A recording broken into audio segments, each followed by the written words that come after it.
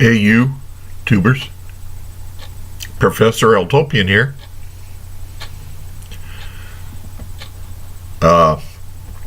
Smoking the birthday meerschaum. It's the only meerschaum pipe I have. Gifted to me for my birthday by Making Change.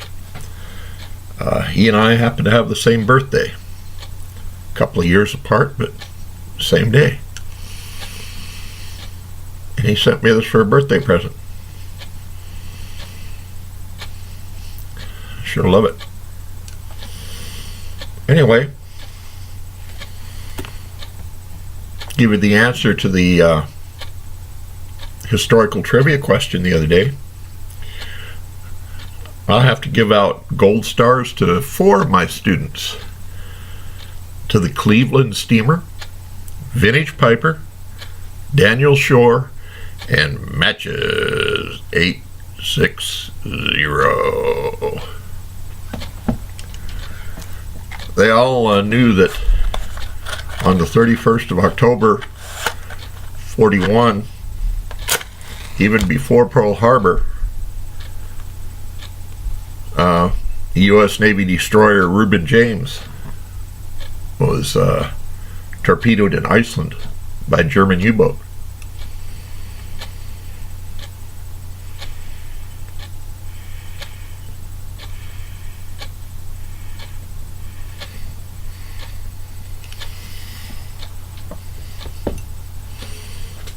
I was reading one account that said there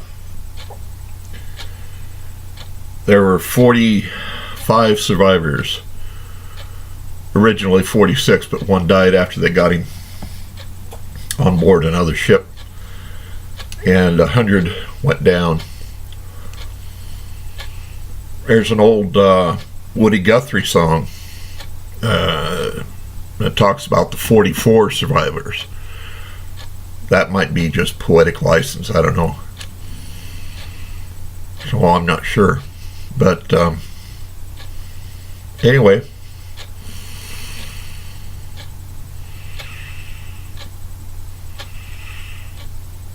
it was sunk by a German U-boat. 2 torpedoes hit it fore and aft. Fore section went right down.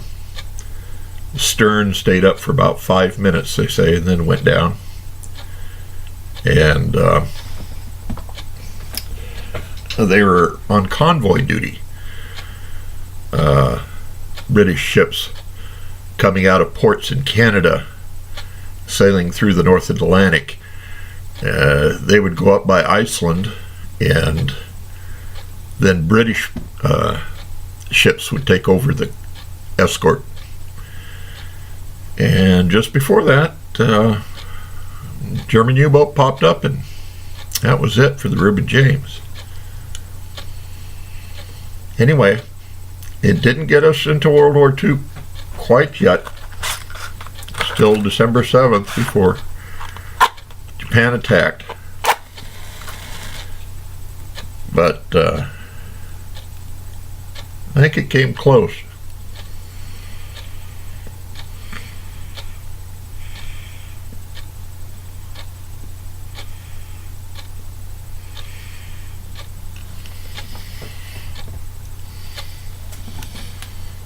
By the way, I'm smoking a little Dunhill Elizabethan mixture in this.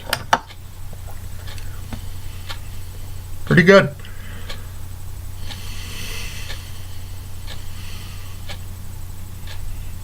Let's see.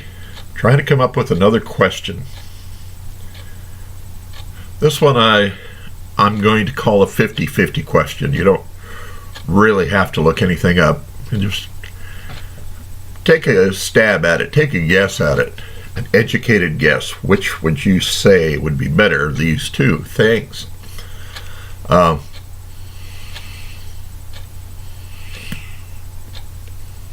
Before the age of mechanization, as far as transportation is concerned,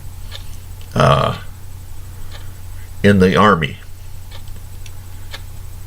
you have horse cavalry and foot infantry. Literally foot, and literally on horseback, of course.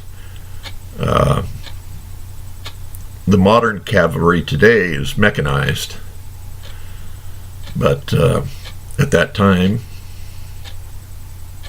the transportation was literally foot or hoof. And in the 1870s and through the 80s, probably up into the 1890s, the Army did several experiments on which was faster. Was the infantry faster or was the cavalry faster? And they would send a column of infantry and a troop of cavalry out from point A to point B, same distance, see who would get there first over a long march. And let's say, a march of several days. Who do you think would be faster, cavalry or infantry? You know, interesting thing to think about. There might be a lot of reasons for either one to be quicker. But just who do you think would be faster, cavalry or infantry?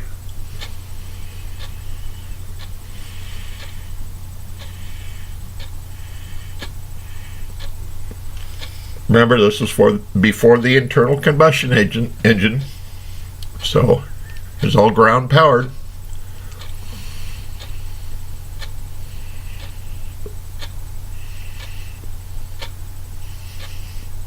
Cavalry had their horses and wagons. The infantry suited up, took off on foot on a long march, let's say several days, 4 or 5 day march for the same distance. Who would be faster? That's your question for this week. Anyway, I'll let you go. This is the Utopian, and I'll see you down the road.